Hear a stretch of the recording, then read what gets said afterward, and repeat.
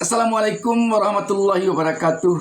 Sahabat BN, menarik kalau kita melihat hasil hitungan cepat quick count Pilkada Jakarta. Dari hasil hitungan cepat quick count ini, pasangan nomor urut 3 Pramono Anung Rano Karno mengalahkan pasangan nomor urut 1 Ridwan Kamil Suswono. Kita tahu bahwa Ridwan Kamil Suswono didukung oleh belasan partai yang berada di dalam Kim Plus Plus. Sedangkan Pramono Rano hanya didukung oleh partai PDIP ditambah partai Hanura.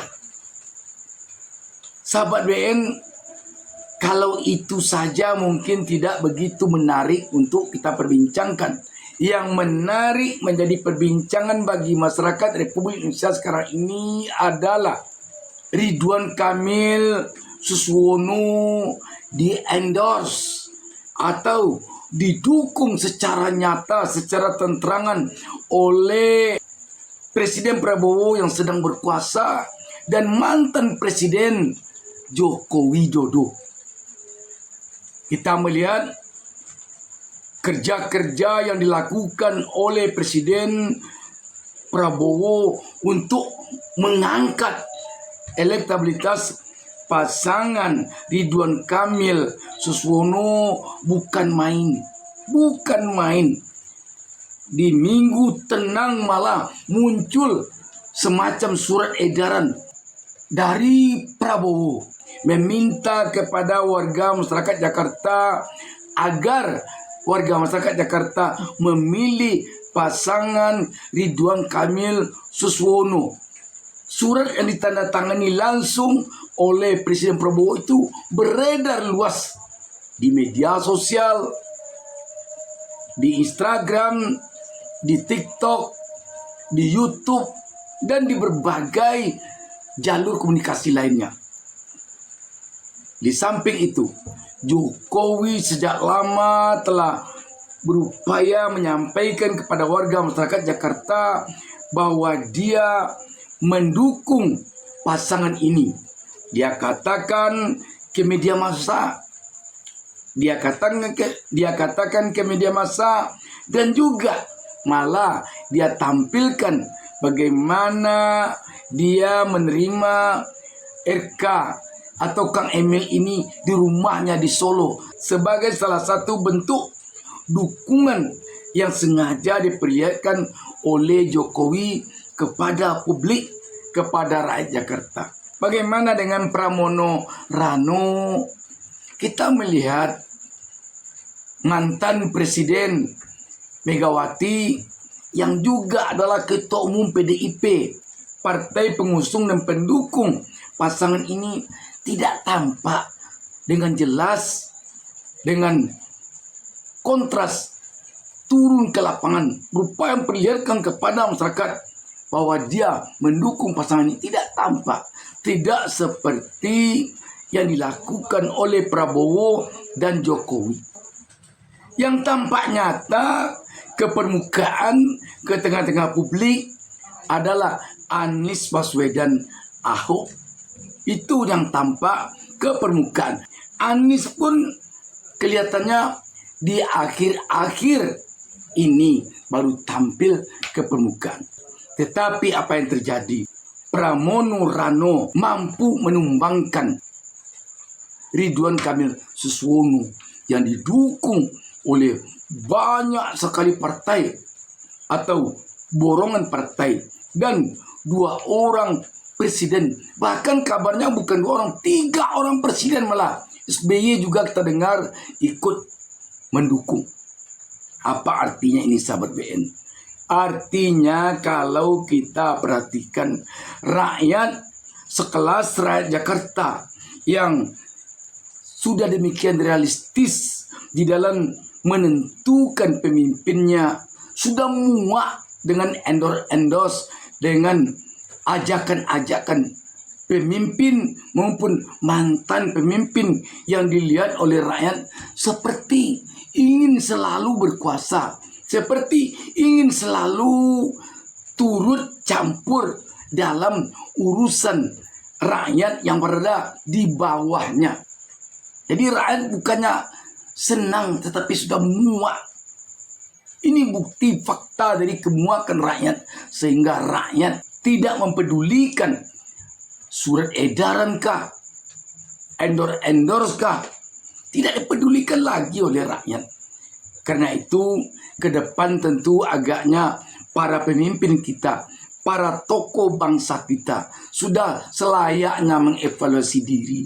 Kalau yang urusan di bawah, kalau yang urusan pemilihan gubernur, pemilihan bupati wali kota, pemilihan kepala desa, tokoh-tokoh pemimpin-pemimpin kita yang telah berada di atas, yang telah mantan presiden, yang telah menjadi presiden, jangan lagi ikut-ikut persoalan ini. Apalagi kita mendengar seperti yang dikatakan oleh Presiden Prabowo bahwa dia tidak akan ikut-ikut dalam persoalan pilkada.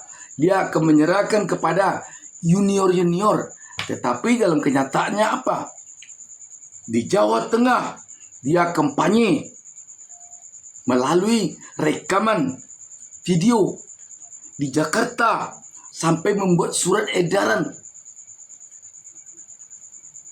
Jokowi mengatakan akan tidur istirahat di Solo setelah tidak lagi jadi presiden. Tetapi nyatanya sibuk dia yang kemari, kampanye ke sana, kampanye ke sini, naik mobil bak terbuka malah untuk mengkampanyekan dukungannya. Padahal harusnya dia kampanyenya sudah di level Sekjen PBB di New York. Melihat fenomena Jokowi yang seperti ini, malah Sekjen PBB itu sekarang ada malah kita dengar yang memplesetkan artinya, yakni Sekretaris Jenderal Panitia bagi bansos. Kampanye Pilpres pun kalau dia ikut, karena dia bukan ketua umum partai, agak aneh kelihatannya. Sebab dari pengalaman kita yang ada, presiden-presiden yang sudah purna tugas yang tidak aktif di partai, mereka tidak ikut-ikutan lagi ketika Pilpres. Contoh B.J. Habibie, Gus Dur. Kalau SBY dan Megawati, walaupun mereka sudah purna tugas dari presiden, tetapi mereka masih aktif di partainya masing-masing. Tetapi kalau sudah tidak ada satupun lagi, kok ikut-ikut juga? Sahabat BN, rakyat sekarang sudah sangat menginginkan para pemimpinnya ini, para tokoh bangsanya ini menjadi perekat persatuan kesatuan. Kalau bertengkar ketika pilkada, baik di tingkat provinsi maupun tingkat kabupaten kota, apalagi di tingkat desa, kalau ada yang bertengkar karena pilkada ini, harusnya dia memberikan pendapat. Kalian yang di bawah itu jangan bertengkar, malu kita. Tapi kalau mereka itu pula para tokoh bangsa yang sudah berada di puncak ikut-ikutan pula, tentu bagaimana lagi, siapa lagi yang akan menginginkannya? Sahabat BN, kalau kita perhatikan para pemimpin kita yang sudah mantan presiden masih juga tidak tahan diri untuk turut campur di dalam pilkada, maka kita melihat bahwa ini membuktikan dia itu belum rela turun dari jabatannya. Dia mau menjabat juga, tetapi hanya karena unsur keterpaksaan saja dia harus meninggalkan jabatannya. Karena ketidakrelaan dia itulah, maka dia ketika ada helat-helat politik, dia mau ikut juga.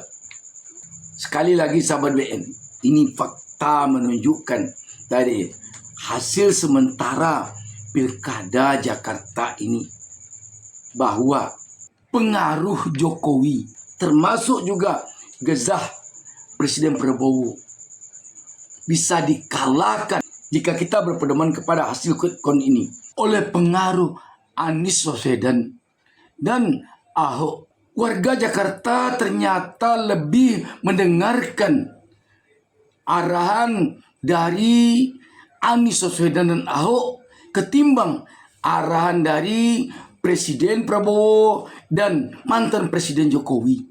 Dan yang perlu diingat, bicara tentang rakyat Jakarta, kita jangan lupa bahwa Jakarta adalah barometer politik Indonesia. Dan Jakarta merupakan cerminan dari seluruh Indonesia. Kenapa kita jadikan Jakarta cerminan dari seluruh Indonesia? Karena di Jakarta ini pemilihnya sudah sangat realistis, dan kemungkinan juga berbagai upaya kecurangan pilkada sangat sulit dilakukan di Jakarta dibandingkan dengan daerah-daerah lainnya di Indonesia. Satu hal lagi yang perlu menjadi catatan kita agaknya adalah tentang Partai PKS. Di sini sudah sangat terbukti bahwa kader PKS, khususnya kader-kader PKS yang mendukung Anies Baswedan, lebih mendengarkan arahan dari Anies Baswedan dibandingkan dengan arahan dari pimpinan PKS sendiri, baik di tingkat Jakarta maupun di tingkat DPP. Ini perlu mungkin menjadi catatan, terutama tentu bagi PKS, bahwa ketersinggungan kader-kader PKS pendukung Anies Baswedan ketika PKS meninggalkan Anies Baswedan pada saat pilkada kali ini sungguh sangat terselip di hati kader-kader PKS pendukung Anies Baswedan. Dan akibatnya kader-kader PKS pendukung Anies Baswedan lebih memilih mengikuti arahan Anies dibandingkan mengikuti arahan tokoh-tokoh partainya, baik yang berada di tingkat Provinsi Jakarta maupun yang berada di tingkat DPP. Satu fenomena yang kurang baik kelihatannya yang terjadi saat ini di kalangan pemimpin-pemimpin kita yang telah berada di pucuk pimpinan nasional seperti presiden maupun presiden yang sudah purna tugas adalah fenomena yang mengambil ukuran semata-mata kepada undang-undang. Sepanjang tidak melanggar undang-undang, dia lakukan. Padahal sebagai seorang pemimpin yang sudah demikian tinggi, tidak saja undang-undang yang harusnya menjadi patokan terhadap hal-hal yang akan mereka lakukan dan yang tidak akan mereka lakukan. Apa itu? Bisa saja etika, moral, atau kepatutan. Mungkin tidak melanggar undang-undang, tetapi bisa jadi tidak patut itu dilakukan oleh seorang presiden atau seorang yang sudah purna tugas dari presiden.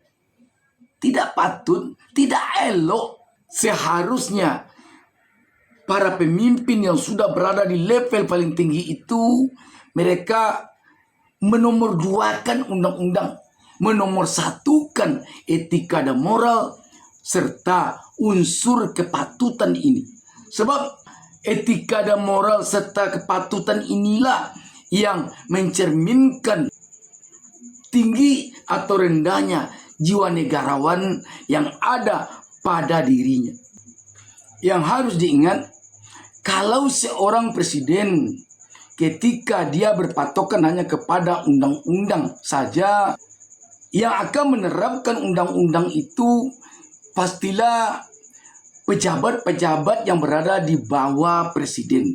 Bagaimana dia akan menerapkan suatu undang-undang kepada presiden yang berada sangat jauh di atasnya, seperti ketua Bawaslu.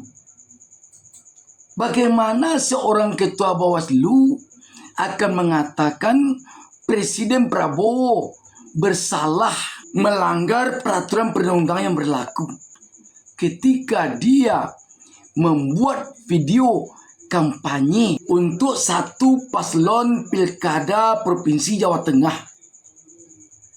Bagaimana? Coba kita pikirkan. Makanya kalau hanya berpatokan kepada undang-undang, maka akan sangat sulit bagi para pejabat untuk menerapkan suatu pasal undang-undang kepada presiden yang hanya bisa dilakukan oleh pejabat itu berupaya mencari alasan agar bisa disampaikan kepada publik bahwa presiden tidak melanggar undang-undang. Tetapi yang harus diketahui, kendati pun seorang ketua Bawaslu mengatakan presiden tidak bersalah, tidak melanggar undang-undang, namun apa yang dilakukan oleh presiden itu menjadi buah bibir di tengah-tengah rakyat. Yang menjadi buah bibir di tengah-tengah rakyat inilah yang disebut dengan kepatutan. Ketika rakyat melihatnya tidak patut, maka rakyat akan menjadikannya sebagai buah bibir, sebagai buah perbincangan di tengah-tengah masyarakat. Kalau undang-undang yang menilai hanya pejabat, tetapi kalau etika dan moral serta unsur kepatutan yang menilainya adalah rakyat. Karena itu, seyogianya lah seorang presiden atau selevel mantan presiden lebih mengedepankan etika dan moral serta kepatutan daripada undang-undang. Kalau dia tidak ingin kehilangan wibawa di tengah-tengah rakyatnya. Demikian sahabat BN. Wassalamualaikum warahmatullahi wabarakatuh.